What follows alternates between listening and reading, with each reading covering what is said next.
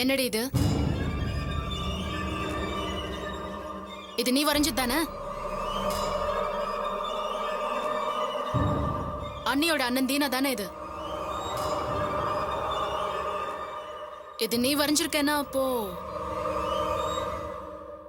லவ்வா? சொல்லுடி. ரெண்டு பேரும் லவ் பண்றீங்களா?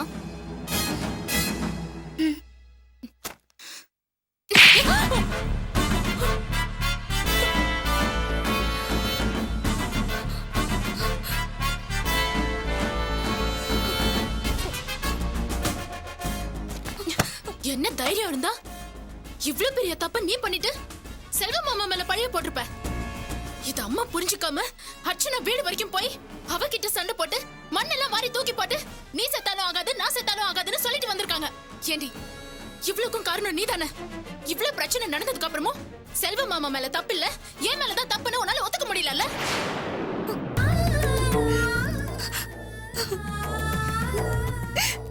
ஏய் அழாத. அழுது அழுது எல்லாரையும் ஏமாத்துனதெல்லாம் போதும். பாவி பாவி, நீ இப்படி பண்ணுவேன்னு நான் கொஞ்சம் கூட எதிர்பார்க்கல. நீ லவ் பண்ணதுக்காக நான் உன்னை அடிக்கல. லவ் பண்றப்போ இருக்கிற தைரியம் வீட்டுல சொல்றதுக்கும் இருக்கணும். அப்படி இல்ல நான் எதுக்கடி லவ் பண்றேன்? ஏன் நான் ஒரு காலத்துல திலீப் பண்ண லவ் பண்ணலையா? அந்த விஷயத்த வீட்டுல சொல்லி நிச்சயதார்த்தம் வரைக்கும் போகல. ஏதோ என் துரதிருஷ்டம் அதெல்லாம் நடக்காம போயிடுச்சு. இப்ப அந்த பிரச்சனையே என் வாழ்க்கையில புயலா வீசிட்டு இருக்கு. அதெல்லாம் விடு, அது ஏன் பிரச்சனை. ஆனா நீ இந்த விஷயத்த மறைச்சதுனால இந்த ஜென்மத்துல அர்ச்சனாவோட உறவே இல்லாம போயிடுச்சடி. இப்ப அதெல்லாம் எப்படி சரி பண்றது? இதுக்கப்புறமும் நீ இந்த விஷயத்த மறைச்சு வச்சிருக்கனா என்ன அர்த்தம்? ஏதோ இந்த டிராயிங் என் கண்ணுல பட்டதுனால எனக்கு இந்த விஷயம் தெரிய வந்தது. இல்லனா எனக்கும் தெரியாம தானே போயிருக்கோம். ஏண்டி உன் மனசை தொட்டு சொல்லு. என்னோட விஷயம் எதுவா இருந்தாலும் உன்கிட்ட ஷேர் பண்ணிருக்கேன்ல, எதையாவது மறைச்சிருக்கேனா? ஆனா நீ இந்த விஷயத்த என்கிட்ட மறைச்சிருக்கேனா? உன் மனசுல என்ன நினைச்சிட்டு இருக்க? ரெண்டு பேரும் ஓடி போய் கல்யாணம் பண்ணிக்கிட்டு இந்த குடும்பத்தோட மானத்தை வாங்கலான்னு இருக்கீங்களா? ஐயோ காவியா, நீ நினைக்கிற மாதிரி எல்லாம் எதுவுமே கிடையாது. நான் வீட்டை விட்டு ஓடணும்னு நினைச்சிருந்தா எப்பவோ போயிருப்ப. அப்படிலாம் பண்ணக்கூடாது. நம்ம அப்பா அம்மா சம்மத்தோட என் கல்யாணம் நடக்கணும்னு தான் இந்த விஷயத்த யாருக்கும் தெரியாம நான் மறைச்சு வச்சிருக்கேன். என்னால நம்பவே முடியல பிரியா. எப்படிடி உனக்கும் அந்த தீனாவுக்கும் பழக்கம் வந்துச்சு? உனக்கு அந்த தீனாவை பத்தி முழுசா தெரியும்ல? தெரிஞ்சும் எப்படிடி உன்னால அவனை லவ் பண்ண முடிஞ்சது? எனக்கு ஃபர்ஸ்ட் லவ் வந்தது தினா மேல இல்ல காவியா. அதுக்கு முன்னாடியே ஒரு சம்பவம் நடந்துச்சு. தப்பான ஒருத்த மேல ஆசைப்பட்டு என் வாழ்க்கையே பாழாக்கிக்க இருந்தேன். அப்ப அண்ணிதான் என்னை வந்து காப்பாத்தினாங்க.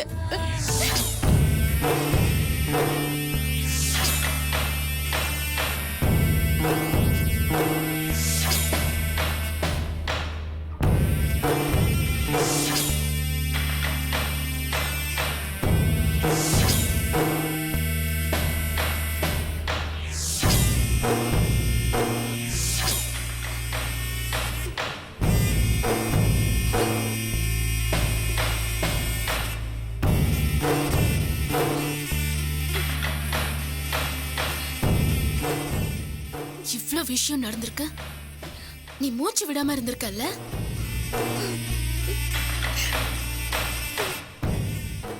ஆமா, உன் பழக்க வழக்கம் இவ்ளோதானா இல்ல எல்லாம் மீறி ஏதாவது?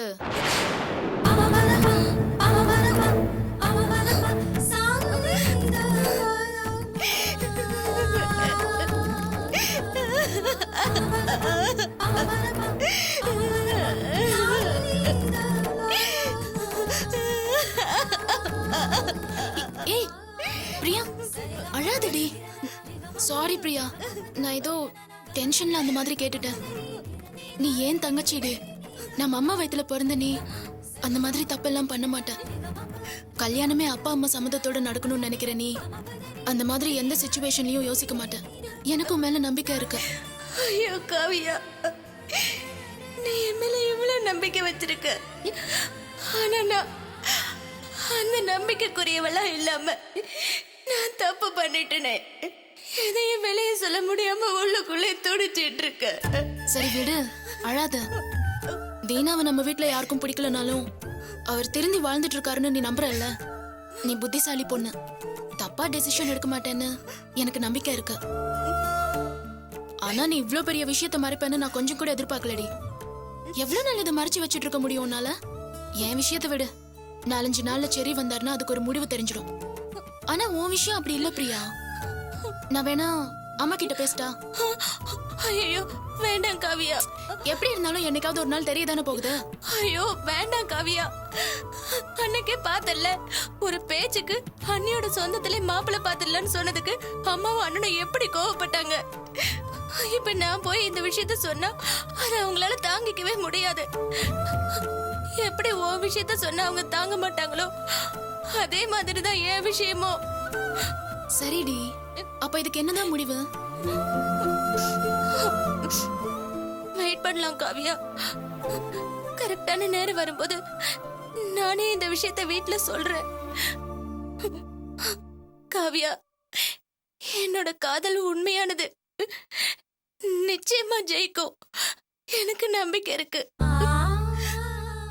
பிரியா, என்ன ரூம்ல இன்னும் லைட் எரியுது, இன்னும் படுக்கலையா? ஐயோ காவியா, நீ போய் லைட் ஆஃப் பண்ணு. அம்மா வந்தாங்கன்னா கேள்வி மேல கேள்வி கேட்பாங்க. நம்ம படுத்துடலாம். சரி பாடு.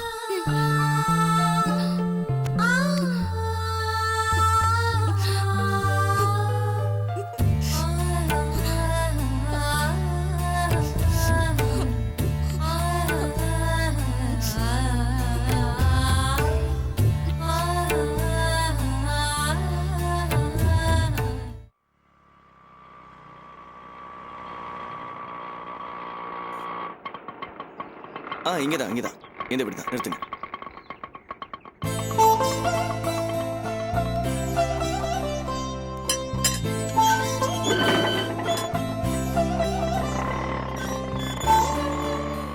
அம்மா வாமா ரேவதி.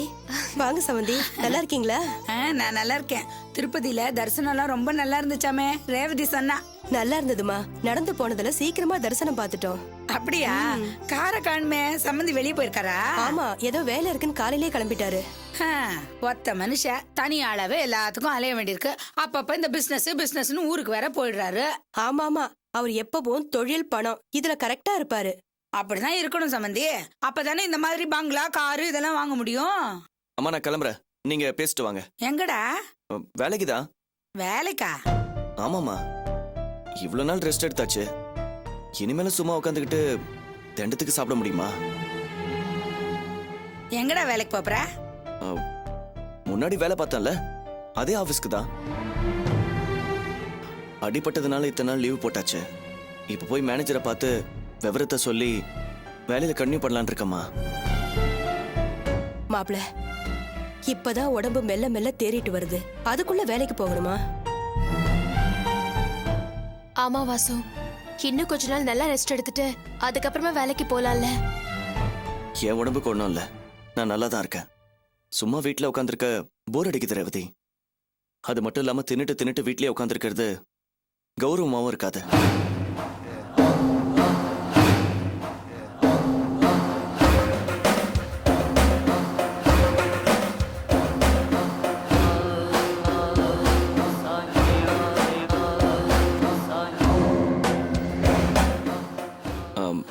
அதனால தான் நான் கிளம்புறேன். இல்லடா, இத பாருடா, நீ வேலைக்கு போகணுங்கிறதுல உறுதியா இருந்தீனா போட்டுக்கிட்டு இருக்கிற பேண்ட் சட்டையோட கிளம்பாத. நீயும் ரேவதியும் இந்த வீட்டுல இருக்கிற உங்க துணிமணி எல்லாத்தையும் எடுத்துக்கிட்டு கிளம்புங்க. நம்ம வீட்டுக்கே போயிடலாம். என்னத்த சொல்றீங்க? இப்பதான் நாங்க இருந்து வந்தோம். பாஸ்தா வந்தாமா, நீங்க 2 பேரும் இங்க நிரந்தரமா தங்க போறீங்களேன்னு உங்களை கொண்டாந்து விட்டுட்டு போலான்னு வந்தேன். ஆஹா, இது ஒண்ணும் சரிப்பட்டு வர மாதிரி தெரியல. அதான் நம்ம வீட்டுக்கே போலான்றேன். என்ன சம்பந்தி அம்மா, என்னாச்சு உங்களுக்கு? அதான் அன்னைக்கு செல்வன் தம்பி எல்லாரும் இருந்து வீட்டோட மாப்பிள்ளையா இருக்கட்டும் முடிவு பண்ணது தானே. திடுத்துப்புன்னு இப்படி ஒரு குண்டை தூக்கி போடுறீங்க. என்ன பண்றது சம்பந்திமா, அன்னைக்கு சூழ்நிலை அப்படி, இன்னைக்கு சூழ்நிலை இப்படி. என்ன பிரச்சனை? ஏன் இப்படி எல்லாம் பேசுறீங்க? மாப்பிள்ளைக்கு நாங்க ஏதாவது குறை வச்சிட்டோமா? உங்ககிட்ட வந்து ஏதாவது சொன்னாரா? எதுவா இருந்தாலும் சொல்லுங்க, இனிமே அப்படி நடக்காம நாங்க பாத்துக்கிறோம். ஐயோ, அந்த மாதிரிலாம் எதுவுமே இல்ல சம்பந்திமா. நான் இந்த மாதிரி இவங்கிட்ட பேசுறதுக்கு காரணமே உங்க கௌரவத்தை காப்பாத்தணுங்கிறதுக்காக தான்.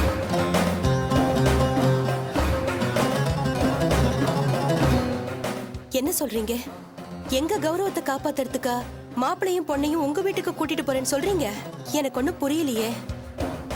இதோ பாருங்க, இப்பவே இவன் வேலைக்கு போறேன்னு கிளம்புறான். உங்க வீட்டுல இருந்துகிட்டு இவன் வேலைக்கு போறேன்னா நல்லா இருக்குமா? அக்கம் பக்கத்துல இருக்கிறவங்க எல்லாம் தப்பா பேச மாட்டாங்க? ஏற்கனவே அப்படிதான் பேச்சு இருக்கு. இன்னும் இவன் வேலைக்கு இங்க இருந்து போனான்னா அது வெறும் வாய்க்கு அவல் போட்ட மாதிரி அதிகமா பேச ஆரம்பிச்சிருவாங்க. அதுக்கப்புறம் அது உங்க காதுக்கு வந்து உங்களுக்கு சலிப்பு சங்கடம் எல்லாம் ஏற்படும். அதுக்காக தான் சம்பந்தி அம்மா ஆரம்பத்திலேயே இப்படிலாம் எதுவும் நடந்துட வேணான்னு அவனை தடுத்துக்கிட்டு இருக்கேன். அத்தை, என்னத்த சொல்றீங்க? எனக்கு ஒண்ணுமே புரியல. அக்கம் பக்கத்துல என்ன பேசுவாங்க? அட என்னம்மா நீ ஒன்றும் புரியாத பொண்ணா இருக்க. அக்கம் பக்கத்துல இருக்கிறவங்க எல்லாம் என்ன கேக்குறாங்க தெரியுமா? என்ன வாசு வீட்டோட மாப்பிள்ளையா, மாமனார் வீட்டுல சும்மா தான் இருக்கானா, இல்ல மாமனார் கூட அவர் தொழிலை பாக்குறானா, இல்லன்னா மாப்பிள்ளைக்கு அவர் தனியா ஏதாவது தொழில் வச்சு கொடுத்துருக்காரா, அவங்க வசதியான குடும்பமாச்சே, அப்படி இப்படின்னு கேள்வி மேல கேள்வி கேட்டு என்ன தொலைச்சு எடுக்கிறாங்க. நான் இவங்களுக்கெல்லாம் என்ன பதில் சொல்றதுன்னு தெரியாம தான் வாயை மூடிட்டு கம்முன்னு இருக்கேன். நீ ஏன் சொல்லுமா? தா இப்ப இவன் திடீர்னு வேலைக்கு போறேன்னு கிளம்பிட்டான். இவன் வேலைக்கு போனா எல்லாரும் என்ன கேட்பாங்க? வசதியான வீட்டு மாப்பிள்ள வீட்டோட மாப்பிள்ளையா இருந்துகிட்டு வெறும் 6000 ரூபாய் சம்பளத்துக்கு வேலைக்கு போனான்னா இது யாரு கேவலம்? சம்பந்திக்கு தானே கேவலம். இவ்வளோ வசதியா இருந்துகிட்டு மாப்பிள்ளைய 6000 ரூபாய் சம்பளத்துக்கு வேலைக்கு அனுப்புறாங்கன்னு உன் அம்மாவும் அப்பாவும் நம்ம கேவலமா பேசுவாங்க. இதெல்லாம் சரிப்பட்டு வராது. அதனால தான் நம்ம வீட்டுக்கே போயிடலான்னு கூப்பிடுறேன். என்ன சம்பந்தி அம்மா, இனி காலம் பூரா என் பொண்ணும் மாப்பிளையும் வீட்டோட இருப்பாங்கன்னு நினைச்சு சந்தோஷப்பட்டுக்கிட்டு இருக்கேன். அவர் இல்லாத நேரம் பார்த்து இப்படி ஒரு குண்டை தூக்கி போடுறீங்களே. வேற என்னம்மா பண்ண சொல்றீங்க? இவன் வேலைக்கு போய் தான் தீருவேன்னு அடம் பிடிக்கிறான். இவன் இங்க இருந்துகிட்டு வேலைக்கு போனா உங்களுக்கு தானே கெட்ட பேரு. இவன் இங்க இருந்துகிட்டு வேலைக்கு போய் குடும்பத்தை நடத்துறதுக்கு என் வீட்டுல இருந்தே வேலைக்கு போலாமேன்னு என்ன கேள்வி கேட்கறவங்களுக்கெல்லாம் நான் பதில் சொல்லிட்டு இருக்க முடியுமா சம்பந்திமா? தயவு செஞ்சு தப்பா எடுத்துக்காதீங்க. அதனால தான் இவங்களை எங்க வீட்டுக்கே வந்துருங்கன்னு கூப்பிடுறேன். சம்பந்தி அம்மா அவசரப்படாதீங்க. தயவு செஞ்சு நான் சொல்றது கேளுங்கம்மா. இப்ப என்ன, மாப்பிள்ளை இங்க இருந்துட்டு வேலைக்கு போறது எங்க கௌரவத்தை பாதிக்கணும் தானே உங்க வீட்டுக்கு கூட்டிட்டு போறேன்னு சொல்றீங்க?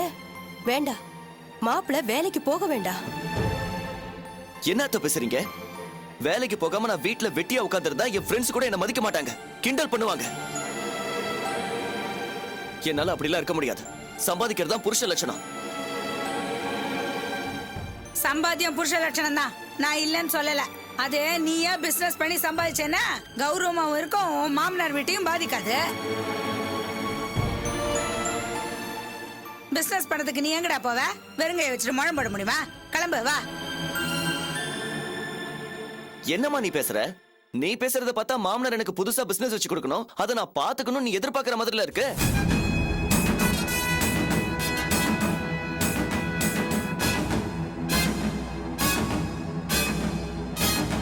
ஏண்டா நான் என்னமோ எதையோ எதிர்பார்க்கிற மாதிரி பேசுற? அக்கம் பக்கத்துல இருக்கிறவங்க தான்டா பேசுவாங்க தப்பா. அக்கம் பக்கத்துல பேசுறாங்களே நம்ம கவலைப்பட முடியுமா? இல்ல மாமா கிட்ட தான் என்னால கேட்க முடியுமா? நாமெல்லாம் நடுத்தர குடும்பம்டா, அக்கம் பக்கத்துக்காக தான் வாழ்ந்தாகணும். இப்போ உனக்கு என்ன? நான் இங்க இருந்து வேலைக்கு போக கூடாது, நம்ம வீட்ல இருந்து போனா உனக்கு பிரச்சனை இல்லல்ல? வா கிளம்பு. மாப்பிள்ளை அவசரப்படாதீங்க மாப்பிள்ளை. ரேவதி மேல நானும் அவரும் எவ்வளவு பாசம் வச்சிருக்கோன்னு உங்களுக்கே தெரியும். அவளை பிரிஞ்சு எங்களால எப்படி இருக்க முடியும்? சம்பந்தி அம்மா சொல்றதும் சரிதான். கொஞ்சம் பொறுமையா இருங்க. அவர் வந்ததும் உங்களுக்கு ஏதாவது தொழில் தொடங்க முடியுமான்னு நானே அவர்கிட்ட பேசுறேன். வேண்டாத்த, நீங்க என்ன தப்பா நினைக்காதீங்க. எனக்கு வீட்டோட மாப்பிள்ளையா இருக்கிறதுலயே சுத்தமா விருப்பம் இல்ல. ஏதோ எங்க அம்மா அண்ணன் நீங்களாம் கேட்டுக்கிட்டதால தான் நான் ஒத்துக்கிட்டேன். இப்ப பிசினஸும் நீங்க ஆரம்பிச்சு கொடுக்கறதா இருந்தா நான் ஏதோ இதெல்லாம் பிளான் பண்ணி தான் இந்த வீட்டுக்கு வந்திருக்கேன்னு மத்தவங்க எல்லாம் பேசுவாங்க. வேண்டாம், இதெல்லாம் சரிப்பட்டு வராது. மாப்பிள்ளை தயவு செஞ்சு புரிஞ்சுக்கோங்க. நீங்களே ஏற்பாடு பண்ணி கல்யாணம் பண்ணிக்கிட்டதுனால நாங்க எதுவும் செய்யல. இதே நாங்க ஏற்பாடு பண்ணி கல்யாணம் பண்ணியிருந்தா ரேவதிக்கு நகை நட்டு சீர்வரிசைன்னு எல்லாம் பண்ணிருப்போம். மாப்பிள்ளைக்கு தொழிலுக்கும் ஏற்பாடு பண்ணி கொடுத்திருப்போம். நீங்க ஏன் அது மாதிரி நினைச்சுக்க கூடாது? இல்லத்த, நீங்க ஏதேதோ சொல்லி என்ன சமாதானப்படுத்த பாக்குறீங்க. இது சரிப்பட்டு வராது. என்ன ரேவதி, உங்க அம்மா பாட்டுக்கு பேசிட்டு இருக்காங்க, நீ பாத்துட்டு பேசாம இருக்க? இல்ல வாசு, நானே அப்பா கிட்ட உனக்கு ஒரு பிசினஸ் வச்சு கொடுக்கறத பத்தி பேசலான்னு இருந்தேன்.